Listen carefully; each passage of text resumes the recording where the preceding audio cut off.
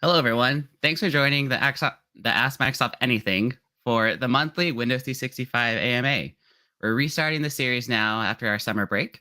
I'm your host, Christian Montoya. I will be taking over for Christian Brinkoff, who is fully focused on the Windows in the Cloud episodes. So thanks for joining. I have some wonderful guests with us this month. We have Donna, Doug, and Nandita. So Donna, if you want to give yourself a quick intro. Sure. Again, my name's Donna. Donna Ryan. I'm on our CAT team within Windows 365. Very much a customer-facing role. I've got about 11 years consulting prior to being at Microsoft, former MVP, PowerShell enthusiast, graph enthusiast, those kind of fun things. Awesome. Thanks, Donna. You're welcome. And Doug? Doug Coombs. I'm a program manager in Windows 365. Came over from the FS Logics acquisition. I've been kind of bouncing around the industry for a while. Ran a group at Symantec, at Res, which was acquired by Avanti, and a couple of others, all in the same space. Yep. Thank you, Doug. Doug is awesome. Been working with him for a while now. Nandita? Hi, everyone. Nandita Sharma. I'm the Principal PM Manager. Our team does cloud optimized IT management. So everything that makes the life of IT easier to manage cloud PCs is done by our team. Perfect. Thanks, Nandita. Also, I guess I didn't actually introduce myself and what I do. So I'll finish there. Christian Montoya here. I am a product manager, specifically focusing on security and identity. So definitely, if there's any questions regarding those and on the chat today, please ask them, and hopefully we'll get to them. So yeah, again, thanks everyone for joining.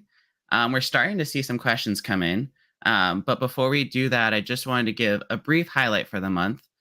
We did have numerous features come out in the month of August. We have 2 new reports in endpoint analytics, one of them being resource performance and one of them being remoting connection. So if you have any questions there, Nandita is an expert here and she'll be able to help you. We also have 2 new docs that came out on the documentation site, one regarding security and the overall security posture for Windows 365. We also had one come out for conditional access and how you can even more tightly lock down Office 365 access and require users to come from their cloud PCs. So if you have any questions on those, again, feel free to put them on the chat. And the first question we actually have is, does the sign-in frequency CA policy work on the Windows 365 launch page? Users on RDP clients work well. Users have to enter their password MFA. If they walk away and come back 12 hours later with the frequency set to 12 hours, but the browser never happens, and the browser never gets logged out. So this is a good question. I think this depends a little bit on where the user is connecting from. Primarily, the one control I can think of that would prevent this sign-in frequency from working is potentially if the user selects when they log into Azure AD and they say, remember me for the entire browser session. This may be one control that may automatically be getting the MFA token right away, even on page refresh, even after the 12 hours. So that might be one thing to look at, but otherwise this control should work across the board. Just also make sure that in conditional access, you can decide the platform that the condition applies to, or you can decide how they're accessing, whether through the mobile apps or the browser. So just make sure that it's also targeting the browser, so the users will see that the reprompt. Oh, and it looks like we have a question for you, Nandita. Will the ability to resize cloud PCs be possible when using license groups or licenses assigned to the Azure AD groups to provision devices? Yeah, thanks, Christian, for the question. So we've been seeing a lot of excitement on resize from enterprise customers. And our first step was provide that flexibility when we are generally available. Now there are other scenarios or use cases. So we are actively investigating to enable group-based licensing and allowing customers to resize in bulk. So that's an active investigation, and very soon we'll be sharing something with the community. Perfect. Yeah, I know the team's hard at work on this one, so thank you, Nandita. Including yourself. Including myself. I'm plugged in a little bit there. Perfect. Let's see. What other questions do we have from the group? So Doug, I know that this has come up a little bit recently. Would you be able to describe the point in time restore that we have today and just how we think about BCDR, or actually, if you can remind us what that actually stands for, that'd also be good. So, but boy, someone will be sorry for asking that. I can wax poetic. No, great question. So point-in-time restore is a feature that is in preview. We put it in preview about 4 months ago, and it serves two functions. Well, going back to your first comment, what is BCDR? BCDR is business continuity and disaster recovery, and it applies to making sure that your users are able to continue during a disaster, obviously, or if there's some other outage. Point-in-time restore is the approach we're taking that allows administrators and users to roll back to an earlier state of their cloud PC. And we took that approach because it allows us to address zone outages within Azure, meaning that if you go to an earlier point in time, we can put it in different infrastructure. If you have a problem, like say your user makes a configuration mistake and they lose connectivity to their cloud PC, you can move back to an earlier point in time on a case-by-case basis. Or if there's a situation like an exploit or something that you need to go back a longer period of time, and it may be one or multiple cloud PCs, then you're able to go back up to 30 days. And so by using a restore point and allowing that restore point to be kind of rehydrated in different infrastructure if necessary, we address all three of those use cases with a single feature. So we're really excited about it. As I mentioned, it's in preview today, and we anticipate that it's a really important feature. Obviously, your business continuity depends on it, so we're being very deliberate in our testing and anticipate that we'll be bringing that GA in the next few months. Awesome. Yeah, that sounds great, Doug. Thank you. Let's see. The next question we have is an SCP required for provisioning in the hybrid Azure AD join scenario? We're seeing provisioning errors due to missing SCP in Active Directory. Donna, would you be able to take this question? Yeah, so the SCP is required for your hybrid join scenarios. We do have some troubleshooting steps on the docs to help you walk through that, but yes, you will need the SCP. Perfect. For hybrid. Yeah, exactly. Yeah, I mean the Azure AD join and really the sync to Azure AD is required for all the Intune scenarios, and so yeah, exactly. You will need that. Let's see. Another question we have is, if one of the cloud PCs becomes infected with the virus, how can I disconnect it from the network? Not a legal hold. Is there another option? So anyone specifically want to take this one?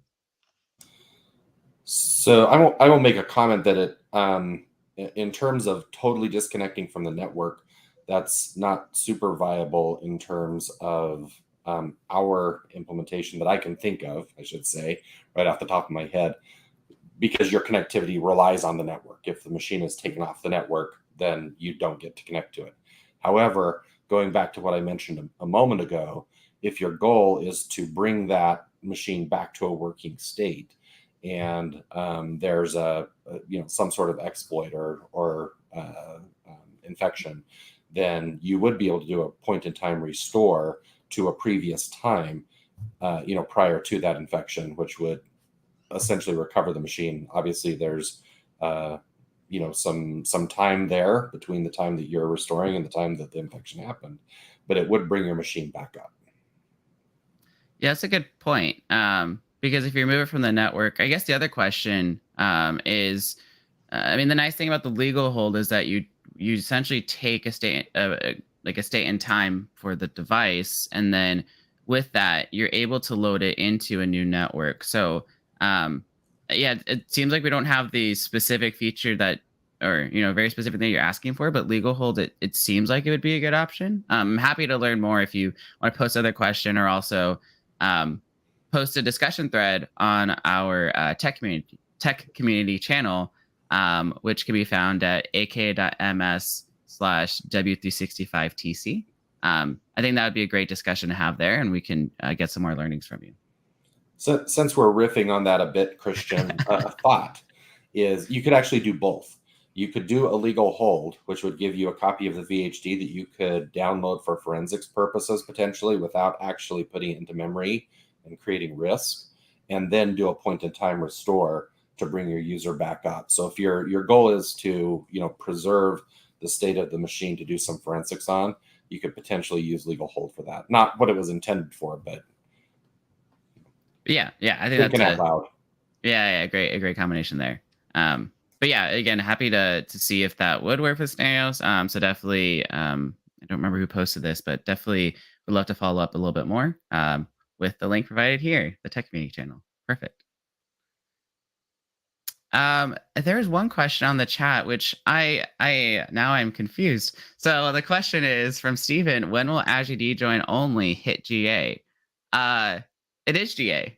We've been GA since May on that one. So if I know that we posted on the docs or on that tech community channel that we just showed you here. If it's somewhere saying that it's not GA, actually please let us know so we can fix that. But we've been GA since May for Azure AD join only, which has actually served a number of customers that we've seen. For folks that haven't or don't want to connect their Active Directory environment from their on-prem into Azure, and this is actually the main way they're deploying. So it's GA. If there's any lingering non-GA public preview statements, we'll be happy to fix that. So thank you. Let's see. Windows 365 roles. We need to give our tech support team ability to restart cloud PCs and restore from Endpoint Manager. The admin role allows too much, reader role not enough. What custom roles exactly would I use to give tech support users ability to restart and restore without the ability to change policies? Does anyone have expertise here?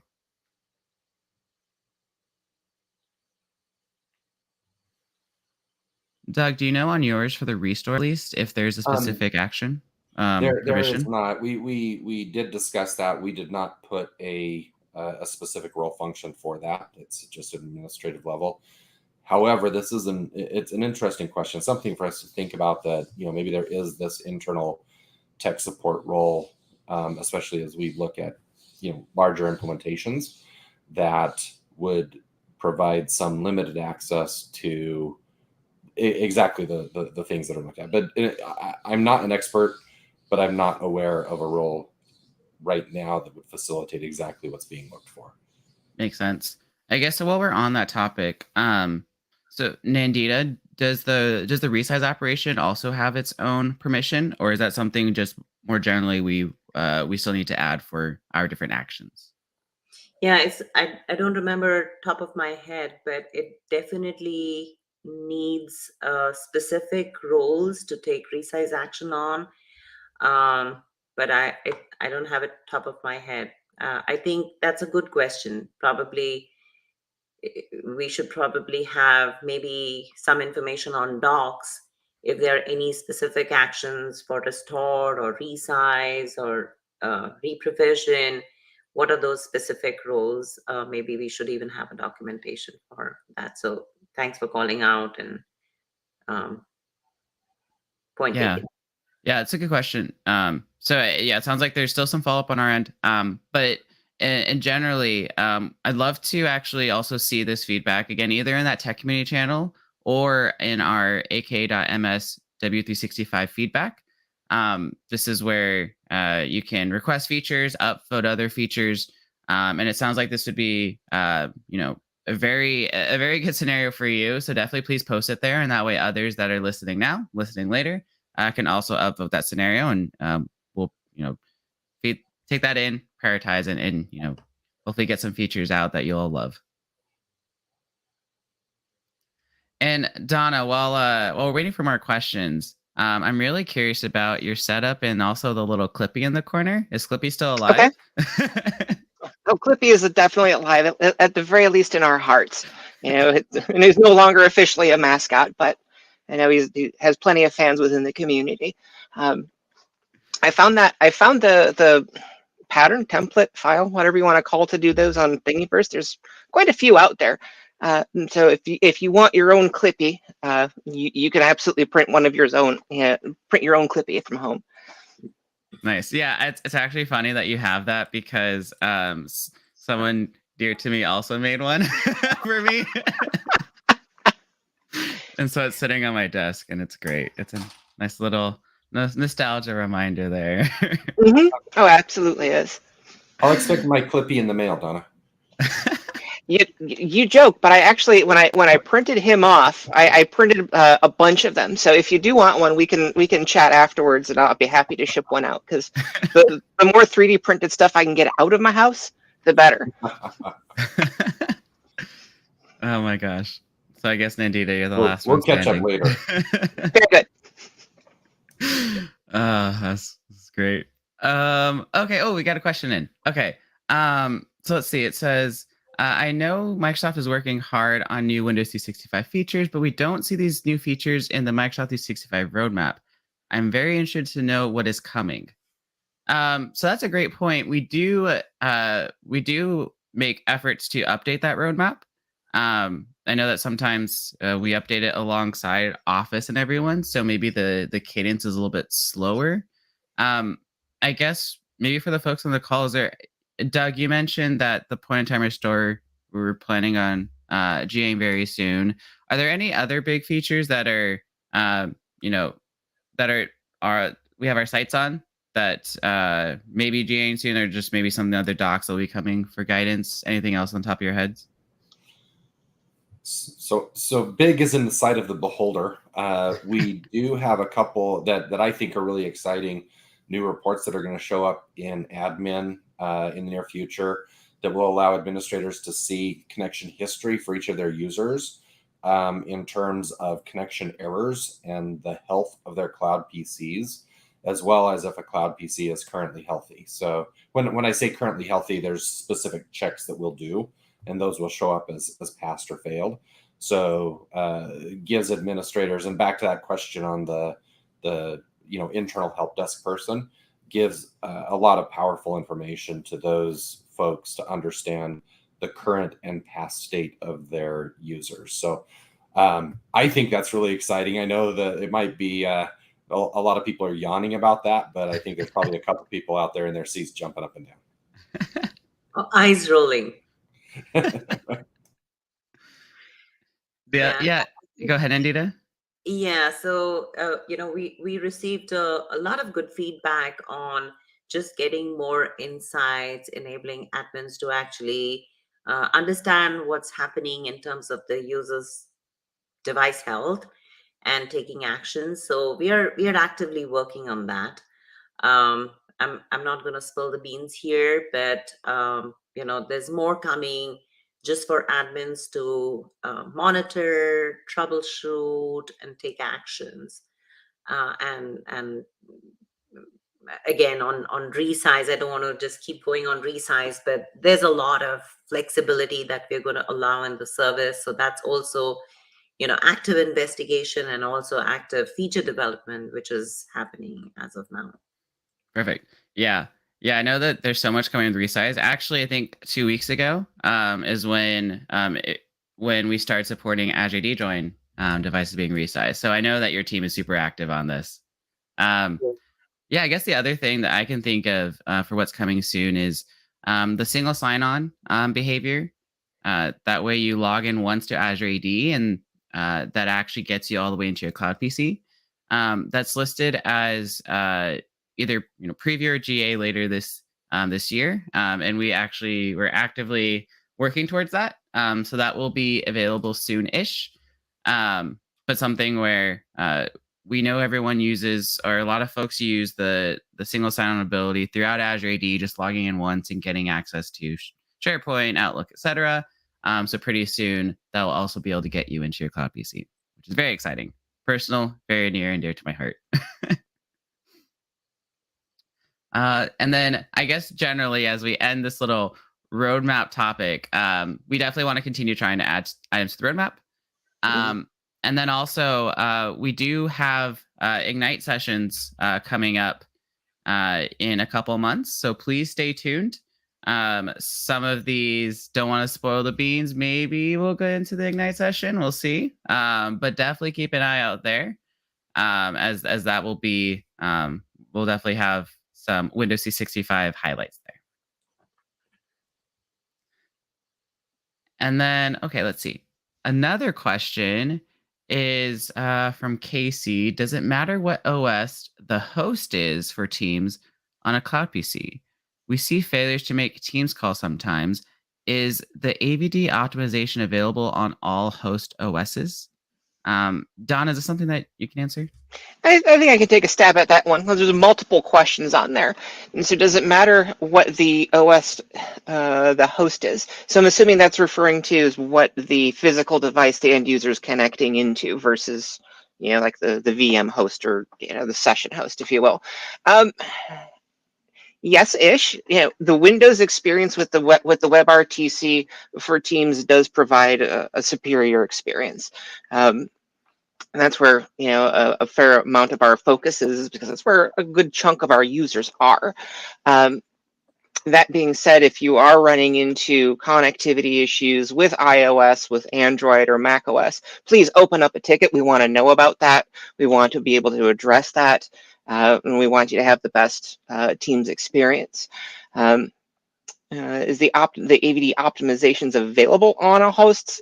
I'm not sure if the WebRTC, if there is a non-Windows. I've pretty much just been focusing on the Windows side with that one. But I'm not sure if having the optimizations would necessarily fail to make calls. The optimizations are really there to improve video and audio quality, not necessarily to establish. So there may be something else going on in the background if you're not being able to actually make calls. So again, I would encourage you to open up a support ticket and work with our support folks to try to root cause that. Thanks, Donna. And then I think also, I don't know how recently, but I think that that the Mac OS client is starting to receive some of these optimizations as well. So essentially, so I think the desktop connection scenarios are ones that we are expecting some better connections from. But like Donna said, if you're not able to just even connect to a Teams call, that's a little concerning. So please file a support ticket. That way we can at least be aware of the issues, and hopefully we can resolve those. Yeah, actually, maybe there's a follow-up question here of what SKU type are you using from a cloud PC to connect? Maybe if you're just using a really low compute device, you might see some failures just because there's not enough, and Team has some min requirements as well. So maybe this is just a follow-up question. Feel free to write to us or share feedback on what SKU type are you referring to. And actually, go ahead, Donna. Sorry.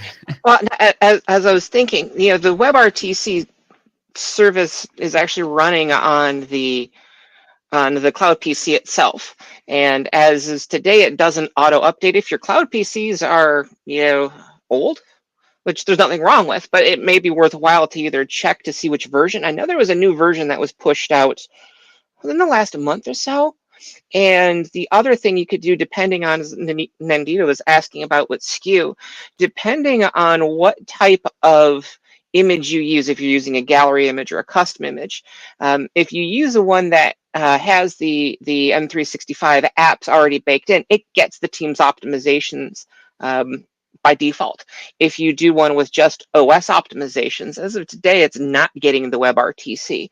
And so, yeah, I would also just make sure that that is there and it's up to date.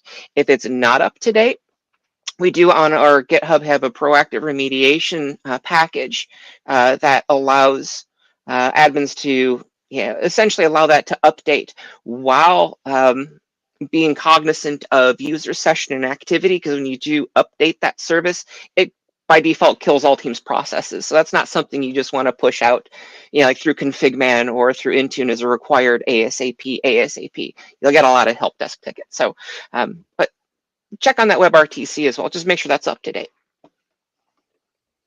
And then in regards to performance, so we have another similar related question. From Twitter, we have I have a user complaining about performance on their Windows 365 device. What logs or info can I get to troubleshoot? I guess you'd almost need to know about what type of performance issues are we seeing, because and we field this question all the time, and so it's kind of hard to pinpoint. If it's CPU spiking, that could be related to trying to run graphical intensive processes. Since we don't have a GPU, the CPU has to do the workload. I know you can use Resource Explorer to try and drill into seeing which processes are causing the problem. I don't know, folks, does anybody else have any suggestions on diagnostics? Yeah, I can jump in. So again, going to what Donna was saying, that performance is such a big word and people use it differently, right? Like, is it performance or do you have connection issues? Not sure what this is referring to.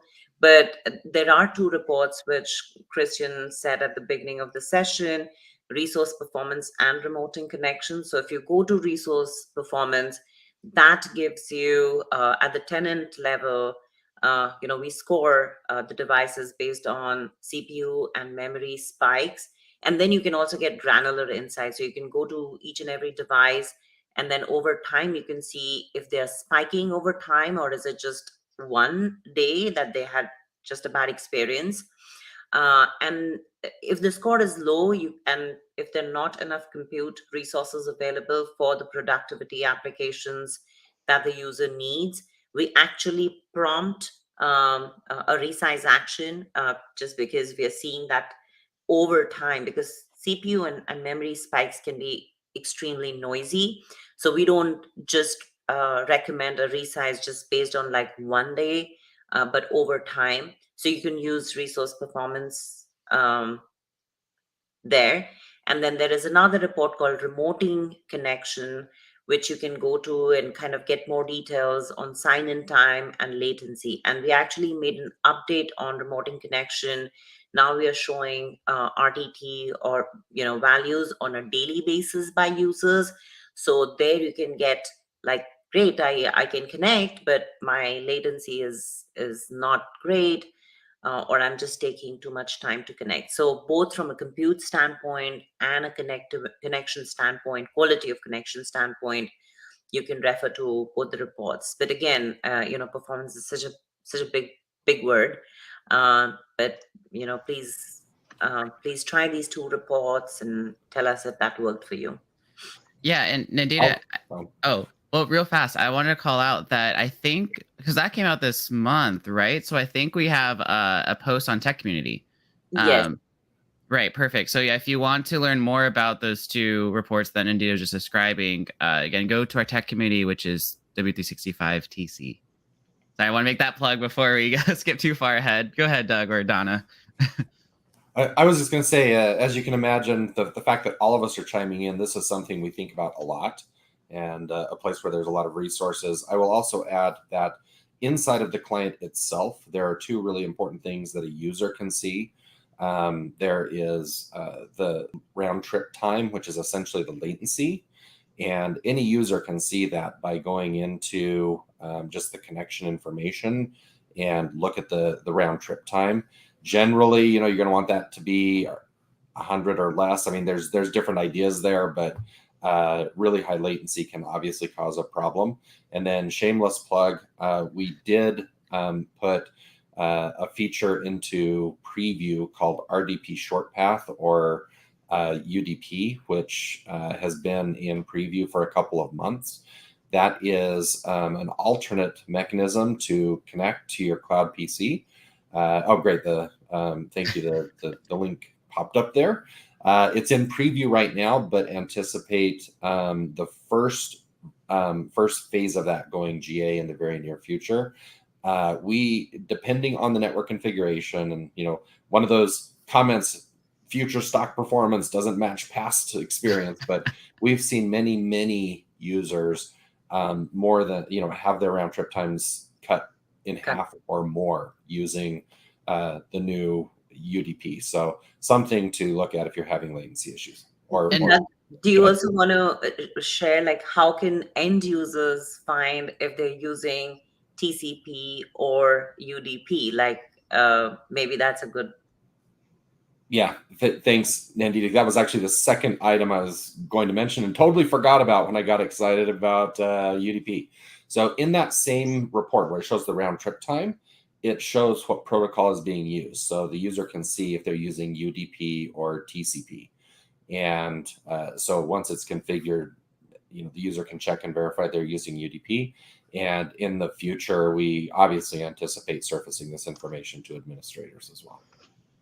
I could make a small shameless plug. If you're itching to try to roll out RDP Shortpath today while it's still in preview, there is a proactive remediation package available on our GitHub that'll allow you to go ahead and target your cloud PC or target your PCs to go ahead and enable that. Behind the scenes, it's doing a registry key flip, so it's nothing strenuous, but it will make that rolling out much easier. Thanks, Donna. And Doug, as part of that, you mentioned that they're depending on, there's some network requirements, or there are things that are on the network that may actually block it. So I was just curious on, do you know if this is easier or harder to enable / use when you're going from either a bring your own network versus the Microsoft hosted network? So the Microsoft hosted network is automatically configured to allow the UDP connectivity. That said, this is a super complex place. I worry about getting too deep in the weeds. But some folks have things installed like proxies on their individual machines that inspect network traffic. That's actually the primary thing that would prevent this from working if you're using the Microsoft hosted network. If you're using your own network, you'll want to open up UDP to allow a direct connection between your Cloud PC session host and your client. Okay. Yeah, networking in general seems fun and can be tricky. But no, thank you. I think that, again, that's the UDP, or basically having a better connector experience for a user, hopefully is just one portion of performance, and hopefully that does help. But again, any feedback you have, please check out the tech community post that we had on the 2 new reports in endpoint analytics. So yeah, just this is a very, very fun, interesting area that I'm sure we could just talk for hours on. Mm-hmm. So I think I'm going to change topics a little bit, and maybe if there's more questions, we can always come back. But changing topics a little bit, earlier this year, I know that we announced some tight integration between Windows 365 and Windows 11. There's a question from Garrett that says, is there an ETA for the Windows 11, Windows 365 integration? I could probably answer unless someone else knows better. I think that one's above my pay grade, so please feel free. Yeah, so we haven't released anything publicly on specific dates. I mean, I know that we're actively working on it. We showed it as a teaser early on because we believe in it and we're heavily investing in it. I don't believe we've released any public dates, but again, please continue looking at the roadmap. And also, to be honest, I'm not sure if we're going to have any of that content in Ignite, but it is a very, very cool thing. So I wouldn't be surprised, but I don't know for sure if we have any content there. But just as always, stay tuned to Ignite. Let's see. I think we have another question. Are there any updates on availability of Windows 365 in GCC, or the government cloud? I see it's targeted for release in December 2022. Anyone here can speak to that? I'll just say that if it's on the roadmap, this is all we can share as of now. Once we have more details, we'll share more with the community. Yeah, and I know that we try to at least try to get it to the half years. So yeah, December 2022 means that it's that's coming soon. So again, just stay tuned.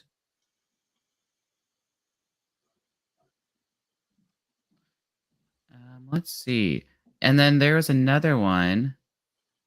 So this actually goes back to the conditional access question. So thank you. Yes, we love follow-ups. So if I can't get the Windows 365 launch page on the browser to respect the sign-in frequency interval, can I block it and have users subscribe from the RDP client? Or is there dependency on users accessing the Windows 365? Here you mentioned launch page. We just call it the Windows 365 web client portal. I don't know if we have an actual term for that. Kind of wish we did. But back to the question: can we actually block just the Windows 365 essentially web access? So for that question, you can block it. As I mentioned in conditional access, you can specifically mention connections from a browser versus a native app. So when you're making this policy, you could select, okay, connections to Windows 365 come from the browser, and then essentially do an all-up block. The only downside to that is that web experience is the only place where we have some end user controls, like doing a hard restart, or looking up the system information. In our Windows 365 business solution, we also have the actual reset for users to reset their own cloud PCs. So blocking the Windows 365 app would prevent users from accessing and blocking that solution. So actually maybe a third mechanism, which I'm not sure if was considered, is when you launch a connection from the web client. Again, we actually use the Azure Virtual Desktop as our connectivity experience, as our connectivity plane. One thing that is possible that maybe you can try out is blocking the Azure Virtual Desktop / Windows Virtual Desktop app for the browser connection. That way you can still actually load up the Windows 365 page in the browser. But as soon as a user tries to hit connect and actually tries to launch a web client experience, and tries to get connected through Azure Virtual Desktop, at that point it could be blocked. So there's a couple different options. Definitely would love the feedback on what you end up doing to solve your use case. I definitely want to hear how that went. All right, so I think I ate up some airwaves there. Let's see. Can I just kind of sort of piggyback on that one? Yeah.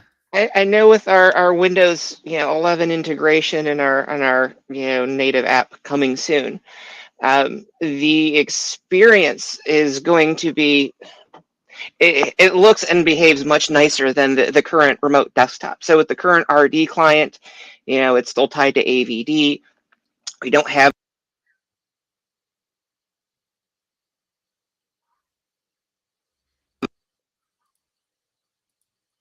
Oh, Don, I think we lost you. Can you try again? I think we lost your I think you audio. somehow ended up on mute, Donna. Yeah.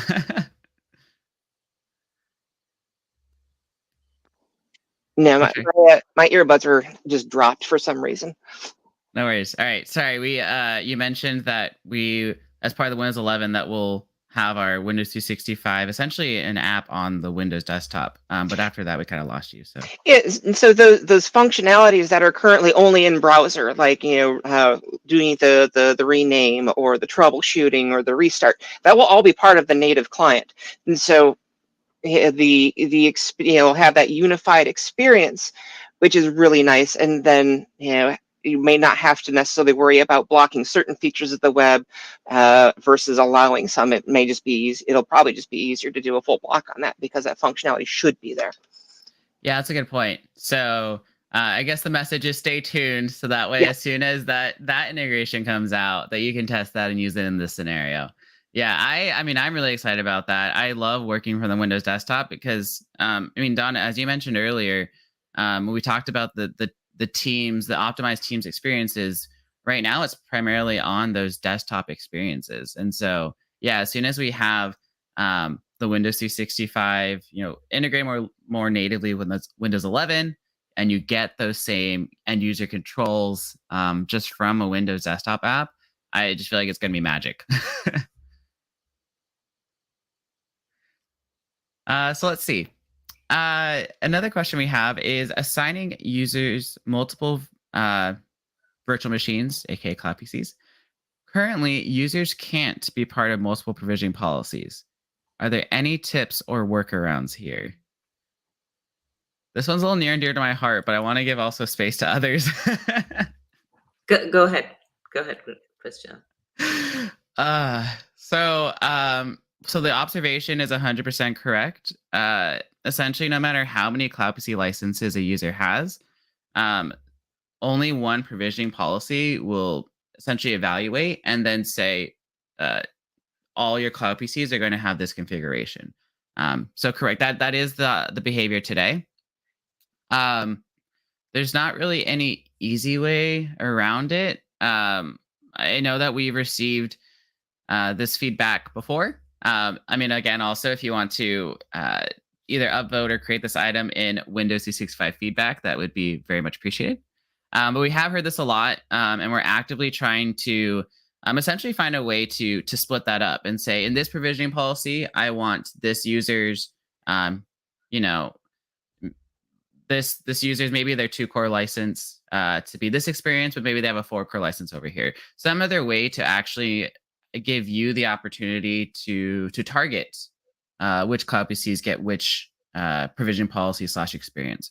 So we're working on that. Nothing to highlight yet. We're really just investigating and figuring out what's possible. The main challenge being that because cloud PCs are per month licenses, and you essentially assign these outside the scope of Windows 365. We just need the right signals to know what to do, and so that's kind of the challenge here. So, yeah, again, very, very accurate observation. But would love any additional feedback and upvotes in our Windows 365 feedback channel. Let's see. From Tung Lee, I just got a Windows 365 license for testing. This is a good concept. I really like it and want to bring into our environment. And we're already using Microsoft Endpoint Manager to manage them. Just wondering if it's possible to hack the cloud PCs. If possible, how can I prevent it? Where can I find documentation about security related cloud PCs? And what are the recommendations here? So the one thing that I at least can point to is we did just release a doc on our documentation site talking about just the baseline security of cloud PCs.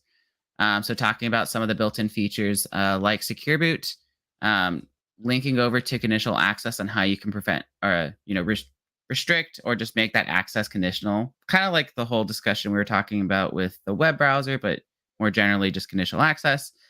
So there's some good baseline information there. And in terms of what's available versus what you can do as endpoint manager, endpoint admin to restrict that environment. Does anyone else have more to add to this question? I would just say that, when I talk to folks about this, a cloud PC is intended to be a personal device that is managed like a personal device. So you can almost universally apply any best practices you have around, kind of security for your physical devices to your cloud PC. What I'd add on to that, is the audio okay? Perfect. So what I would add to that is, you can use, your usual security suites, but you do need to be aware, if they're doing any type of proxying, you do need to be aware that that can absolutely interfere with cloud PC connections, as there's lots of IP addresses that the service needs to connect to. We do have published guidance around what needs to be allowed, but that's one thing to consider.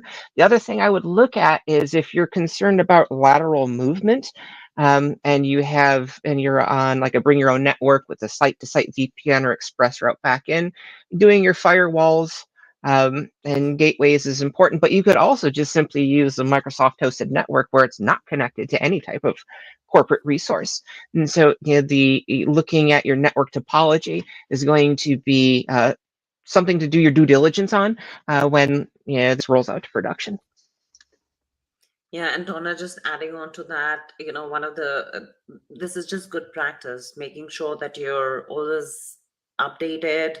That also improves your security posture.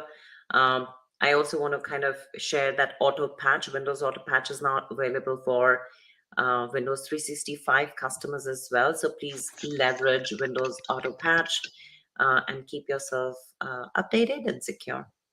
Yeah, let us do Patching the is work for security. you. Yeah, let us do the work for you, right? Awesome. I think that was, yeah, and thanks for the point, Doug, on they're essentially like your cloud PCs. And Donna, actually talking a little bit about, you brought up the networking. So with the Mhm. Microsoft hosted network, I mean, the devices, are on a separate network that's not directly tied. So there's no site-to-site VPN. Yep. Can you talk a little bit more about just VPNs in general that we've been seeing customers use on these Microsoft hosted networks? Are they, do they work? Are they supported? They do work. The most common one I've been running into in customer discussions is Zscaler, but we've seen all sorts of VPN appliances. I don't think we have an explicit this works or doesn't work. But again, what you need to be very cognizant of is VPN tunneling. If you do a full tunnel, you're going to have a very bad experience because your packets are going to go from the cloud to on premises back to the cloud. You're going to have poor latency. If the VPN changes to a different server, you're going to have a drop. So whichever one that you're using, don't do full tunnel. It's just going to cause more headaches than it's worth. From a practical standpoint, that's kind of old school perspective on security. We do have our endpoints published, and I've got a script to help flush those out. The documentation's all in docs is what needs to be outlined. But once that's in place, we've had a lot of very happy customers going on the Microsoft hosted network. One is because there's nothing for admins to manage. It's just one less thing for them to do that we're happy to pick up. And for maybe smaller organizations that may not have a full-blown Azure subscription, that's no longer a requirement because the hosted network is just part of the cloud PC package. Yeah. Yeah. Thanks for that. Yeah. I think it really does make it easier for admins that either don't have the expertise or don't want to be in that business. I mean, especially endpoint admins that already know how to push a VPN profile. Like, all right, perfect. It's just another device. Just like Doug said, it's just another device. Perfect. Let's see. Oh, we have a question on from Casey. Is the ability to use Docker containers coming to 4 vCPU cloud PCs anytime soon? We know it's available to 8 vCPU. Anyone answer this one? I'm not sure if it is Docker that is available to the Yeah, I But think by Docker. Yeah, go ahead, Donna. yeah, that's going to require the nested virtualization, as along the same lines the Windows subsystem for Linux are running Hyper-V. And so I know we're looking at that. No announcements, no promises, but we've had that feedback. We're currently on the 8x32. And the folks that are running on that are happy, but we've absolutely heard the feedback that that's a very expensive SKU. We'd like to have it in smaller. So stay tuned. Absolutely, welcome more feedback. If you want to add your name to the list of folks clamoring for that, please absolutely do. It just makes it easier to make things happen. And then actually another, maybe it's a 4 vCPU question from Off Color. Running a 4 CPU, 16 gig cloud PC from a laptop connected to a 4K monitor. If I run full screen on the 4K monitor, everything is crystal sharp, but mouse and keyboard lag to the point of being unusable. If I scale the window down to the equivalent of 1080, then the lag is reduced, although still noticeable, but text is very blurry. Like the old days when you could adjust adjust font sharpness of Windows. I can't find anything about optimal window size, only that dynamic sizing is supported. Is there any ideas? Does anyone have? Yeah, I mean, I can take a stab at this. You might want to check your own bandwidth. It seems odd that you're using a pretty big size machine and you're getting like a blurry, laggy experience. But maybe, so I know that we have documentation when you're using um, a full screen mode, and maybe I just need to find that documentation link. And I don't know if I fully understand the question if I can't find anything about optimal window size. Are you talking about the monitor that you're using, or is it the size of the windows for Windows 365? I'm not entirely sure I understand the question. So maybe share some more details on. So I would say one thing on this, which is this is exactly the configuration I use daily, and I don't have this experience. So it may be worth looking at something specific in the environment in this case. Like you said, Nandita, latency in the network connection, or maybe the specific workloads. I don't know if someone's using like heavy CAD some things, but in general, I'm using this as an exact config daily without a problem. So it might be something having to do with a specific environment. Yeah, that's a good point. And then also the part that does seem interesting to me is essentially on the resize, the font and stuff aren't smoothing out. So if you continue having that issue, that one I think either post in the tech community. That way maybe folks can help either maybe adjust the right setting, or maybe even support case. But yeah, in general, what I guess Doug you mentioned is that this scenario should work. Granted, you have the bandwidth to to update your refresh the screen, as long as you're not running these heavy display changing video based workloads. Okay, cool. Yeah, thank you both for that. One question we have from Twitter: what's the best approach for MFA with cloud PCs? Want to set it up right from the start? I feel like there's multiple approaches here. It just depends on what your requirements are. I mean, generally, you should have MFA required across the board. That's a good start. Depending on how, I guess, depending on how aggressive you want to be for your cloud PC users, we did just add a documentation article describing how you can use conditional access so that your cloud PC users can only access Office and M365 apps from their cloud PCs. So we do have this this link to our general conditional access, and also from there, it should link over to the other scenario, which is, again, it's very, very aggressive. But if you want / need users to only see those resources, SharePoint, Outlook, from their cloud PC as opposed from their personal device, that is one way you can do it. I guess generally, I don't think one size fits all. I don't know if anyone else has seen other specific scenarios that customers have been asking for. But I know that this one came up enough, so we documented it. Donna, is there anything that you've seen from customers, or any maybe common scenarios that they've had? Oh, I've seen all sorts. Yeah, you've seen folks integrating with third party, leveraging ADFS, and that brings in a whole another level of conversation and complexity. It's been my experience that if folks are just using the native Azure and conditional access, it's much easier to set up because now you're not worrying about claims and trusts and third-party providers. But a lot of us are just have our hands tied based off of security. That all being said, the ADFS works well with Windows 365. So if you need to use a third party, it should absolutely work. Yeah, I remember. I know we've seen some customers, like what you mentioned. If they're using the first part, they're using just Azure AD conditional access, then everything works because you can be granular with the apps or the Mhm. conditions. But as soon as if you use a third party provider, then you don't have that granularity of apps.